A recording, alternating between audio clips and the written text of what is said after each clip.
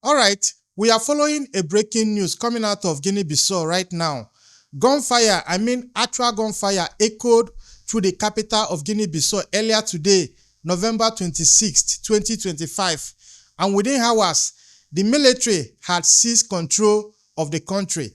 President Umaro Sissoco was detained in his office at the presidential palace. Even the Chief of Staff of the Armed Forces was also arrested. Several other ministers were taken into custody. They even arrested the main opposition figure in the controversial election that ultimately led to this military takeover. Now, this group of senior military officers calling themselves the High Military Command for the Restoration of Order appeared on state television to announce they had assumed complete control of the country. General Denis Nkana read their declaration. The entire electoral process was suspended. All borders were closed. A curfew has been imposed and all media broadcasting has been shut down in the country as I speak to you. This is at least the fourth successful coup in Guinea-Bissau since independence from Portugal in 1974. Actually, this is probably the fifth coup, though some can't put the total higher, 9, maybe 10, depending on who you ask. But this one happened just 3 days after a presidential election that nobody actually agreed on. The opposition party that led the independence struggle was disqualified. Both frontrunners in the presidential election claimed victory before the official results were even announced, and the military claimed to have uncovered a plot involving drug traffickers and weapons smuggling, a justification that honestly observers have heard before. In this episode, we are going to break down exactly what triggered this chaos, examine the military factions now fighting for control of the country, and expose what this coup reveals about West Africa's collapsing political order. We'll also look at the geopolitical powers competing for influence in the country. Let's get into it. So here is how it actually started. Gunfire shattered the afternoon calm across Guinea-Bissau on November 26th. Bursts of machine gun fire erupted near the National Electoral Commission headquarters around midday local time. Residents heard the shot, immediate panic set in. There are a lot of videos circulating on social media already showing people running through the street, desperate to escape. Families fled market, shops were closed early. The entire capital descended into chaos, total chaos within minutes. Near the presidential palace, masked soldiers in combat gear established checkpoints. Armored vehicles rode through key intersections. The gunfire lasted roughly 1 hour before stopping abruptly. Civilians trapped in government buildings hid themselves behind desks. International journalists reported that soldiers were moving with military precision, securing every exit point. By early afternoon, a government announcement echoed across state radio. All borders have been closed. An immediate curfew was being imposed. All media broadcasting has been suspended. The capital was going silent. In those first few hours, confusion reigned. Some residents believed the military was protecting the government. That was the initial assessment. Others thought opposition forces were staging a counter coup. Nobody knew exactly who had given the orders. The presidential palace issued no statement. The military barracks released no details. The Electoral Commission went dark. But residents remember something crucial. Guinea-Bissau had lived through this before, because since independence in 1974, the country had experienced at least 5 successful coups and numerous failed coup attempts. At least 9 or 10 coups, depending on how you count. As one person fleeing the gunfire told journalists, "We are used to this, like this is a regular occurrence." And that right there is a grim acceptance of this brutal reality. Around midday earlier today, November 26th, President Umaro Sissoco was sitting in his office at the presidential palace when heavily armed military officers arrived.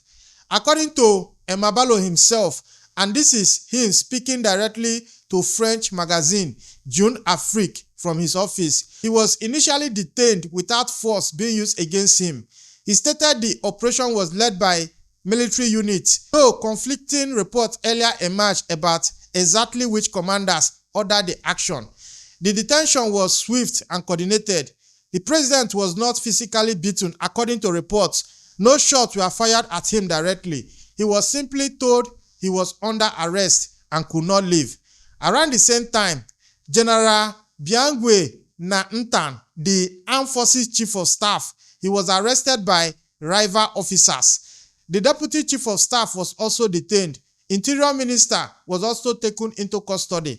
The chain of command had fractured obviously because senior officers who had been loyal to the president suddenly found themselves on the receiving end of arrest orders from fellow military men.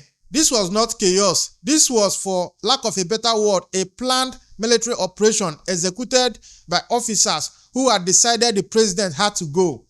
Opposition presidential candidate Fernando Dias and former Prime Minister Domingos Simões Pereira, the leader of the party, were also reportedly arrested, with some sources claiming they were transported to an Air Force base outside the capital.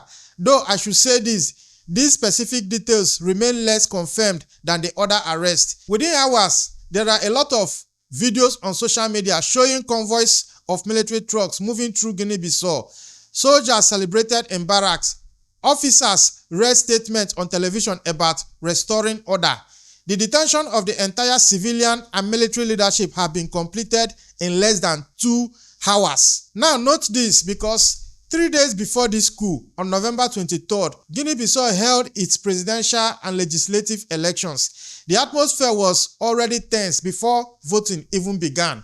The opposition party that led the country's independence struggle from Portugal, the PAIGC party, had been disqualified by the Supreme Court back in September 2025. The court's official reason was late filing of election papers, but observers saw something else. They saw judicial manipulation designed to eliminate the president's most serious challenger, much like what we saw in Tanzania, what we saw in Cameroon, what we saw even in Ivory Coast. Like a regular pattern right here in Africa. This is the kind of democracy we see in Africa. So, Domingos Simões, that's the opposition party leader, had led the coalition. Now, when the court rejected the coalition's candidacy, it made national headlines. Pereira called the decision an absurdity. The party that led Guinea-Bissau's independence war against Portuguese colonialism, that was the party that was suspended from participating in the election. They had governed the country after independence. Now, they were not allowed to participate in the election. Now, get this, President Embaló was running for a second term, and according to the opposition, his first term should have ended on February 27, 2025, exactly 5 years after taking office. But the president had stretched his mandate, delayed the election, and dissolved the opposition-controlled parliament back in December 2023. With the main opposition disqualified, President Embaló faced only one serious challenger, that is Fernando Dias, a businessman backed by the Liberation-era political party. Then on election day, turnout was reported to be high because the country wanted change. The voting process itself was reportedly peaceful. No major incidents were reported at polling stations. The head of the ECOWAS observation mission praised the peaceful conduct of the election, like they always do, no matter how chaotic an election is. These ECOWAS observers must always say it was peaceful and follow due process. So don't take whatever assessment they give you as a statement of fact. But then, and here is where it gets really messy. Before official results were even announced, both the sitting president, President Embaló, and the opposition, Dias, they both declared victory, just like what we saw in Cameroon. President Embaló claimed 65% of the vote based on his campaign's count. The opposition, Dias, said he had won with over 50% and would not face a runoff. Official provisional results were supposed to be announced tomorrow, which is November 27th. They never came. Guinea-Bissau's military has a long history of internal conflict and political interference because Armed Forces Chief of Staff Bingwe Natan had been seen as a guardian against political instability. He represented officers who believed the military should not intervene directly in politics. But there was another faction in the barracks, younger officers, ambitious commanders, and soldiers tired of what they saw as a failing political system. In late October 2025, Just weeks before the November election, the military announced it had foiled a coup plot. Several senior officers were arrested, including Brigadier General Dabanawana. He led a military training center. Embaló's government claimed these officers were trying to disrupt the elections, but the officers, they may have been testing the waters, seeing who would support a move against the president. By November 26, that was earlier today, a different group of military leaders had decided it was time. General Dennis Nkana became the public face of this coup announcement, reading the usual military declaration on state television. But the decision to remove President Embaló appeared to involve a broader group of senior commanders who believed the president had, or should I say, overreached. They accused President Embaló of manipulating the election, of constitutional violations, and of disrespecting democratic institutions. Some soldiers were posting messages even on social media expressing frustration with the political situation. Officers were telling journalists they had no choice. The military's allegation centered on drug traffickers planning to destabilize the country using weapons. But the real issue was deeper. A government that had consolidated power at the expense of democratic institutions, and the military that had decided civilian rule under President Embaló was no longer acceptable. Guinea-Bissau's election had already collapsed into confusion long before soldiers marched onto the streets earlier today, November 26th. Both Umaro Sissoco Embaló and Fernando Dias have already claimed victory in a race that was overshadowed by disqualifications, institutional dysfunction, and deep public mistrust. The root of the crisis lay in the Supreme Court's decision to disqualify the Terra Ranka coalition in late September 2025, citing late application submission. The court acted 72 hours after the filing deadline closed. The coalition included around 10 political parties, most significantly the PAIGC, that is the party that had led Guinea-Bissau's independence war against Portugal back in 1974. This was the first presidential election in the country's history without the Liberation-era political party on the ballot. Opposition figures announced the court decision as judicial manipulation designed to protect the president. Then came election day, November 23rd. The voting itself, according to reports, it proceeded peacefully. Turnout exceeded 65%. Observers, they praised the efficiency of polling operations. But then the results, they vanished. The National Electoral Commission, hamstrung by expired mandates and political dysfunction, had promised to announce a provisional result tomorrow, which is November 27th. It ordered candidates and political parties not to release preliminary results. But nobody listened. By November 24th, Dias, the main opposition candidate, his campaign released numbers claiming he had won with over 50% of the vote, enough to avoid a runoff. President Embaló's team simultaneously released their own count, claiming the president has secured 65%. Both sides declared total victory, just like what we saw in Cameroon. Now, the Electoral Commission issued warnings against releasing results, but the damage was already done. Public confidence has already evaporated. Two competing claims to power now circulated on social media, on the street, and in cafes across Guinea-Bissau. The ballot had lost its power. Political actors could no longer agree on basic facts, and in that vacuum of credibility, the military decided to step in. By nightfall, November 26th, Guinea-Bissau was under military lockdown. Soldiers manned checkpoints at every major intersection. Armored vehicles were parked outside government ministries. The presidential palace was cordoned off. The National Electoral Commission building was secured by military personnel. Curfew enforcement was visible. Now, across the city, there was a lot of uncertainty. They were asking, where was President Embaló? Where were the arrested ministers? Where was the opposition, Fernando Dias? Social media erupted with rumors. Some claimed Embaló had been moved to a military detention facility. Others said Dias had been taken to an Air Force base outside the capital. Nobody had official confirmation of anything. Watching their phones for updates, Churches held emergency prayers. Markets remained closed. The airport was even shut down. International flights could not land or take off. The borders were already sealed off. Now, Guinea-Bissau had become an island cut off from the rest of the world. Soldiers were patrolling the streets in groups, enforcing the curfew. The state television remained dark. No broadcasts have been aired since the military's initial announcement. The blackout of information only intensified the fear. Residents relied on WhatsApp messages, social media rumors, and word-of-mouth accounts from those who had witnessed the gunfire. The capital had become a prison. The military controlled every street, every checkpoint, every communication channel. Everybody in the country is now waiting for what will happen next. Guinea-Bissau has now entered an uncertain chapter. The military has suspended the entire electoral process. Nobody knows when or if elections will resume. The imprisoned president, the detained opposition figures, and the closed borders suggest a country deep in political crisis. But what happens next matters far beyond Guinea-Bissau's borders. First, the immediate question: transition or military rule. The military claims it wants to restore order and fight destabilization by drug traffickers. But history suggests otherwise, because Guinea-Bissau has experienced successful coups before, and none have led to rapid returns to democracy. The military could hold on to power for years, during which the country will deteriorate even further.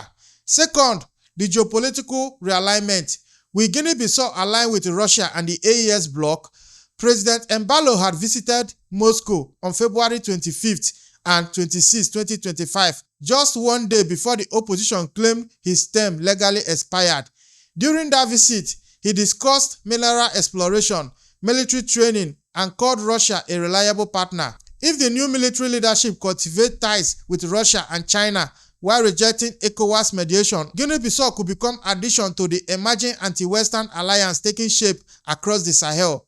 Another factor worth mentioning is the drug trafficking angle. Guinea-Bissau is a known narcotics transit point, with cocaine trafficking routes running from Latin America to Europe through its territory. The military's justification about fighting drug lords, they raise a crucial question. Will a military government actually combat trafficking, or will they become another vehicle for criminal networks to operate freely? Senegal's fragile peace in the region depends on Guinea-Bissau's stability, because back in February 2025, President Embaló had helped broker peace talks between Senegal and the Casamance rebels. A destabilized Guinea-Bissau could reignite that conflict. And finally, this is a Pan-African moment, because this coup signals that West Africa's political order is breaking down. ECOWAS is failing.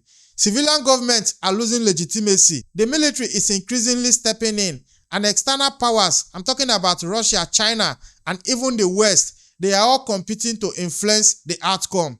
Guinea-Bissau's future is now in the hands of officers with no clear roadmap. The world is watching. Guinea-Bissau is holding its breath. And the story, honestly, is just beginning. Now, if you have watched to this point, this is Frontline Africa, where we bring you stories that matters, where we talk about geopolitics from Africa's own point of view. Now, I am not surprised about this coup that has happened in Guinea-Bissau, because honestly, look at it. A lot of people have been echoing that a military coup was inevitable, because the president, that is President Embaló, did exactly what Alassane Ouattara did in Ivory Coast.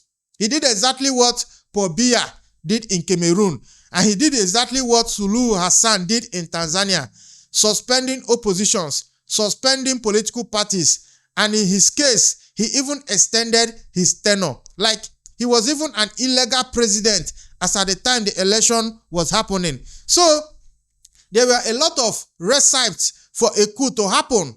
There were a lot of legitimate reasons for the military to step in.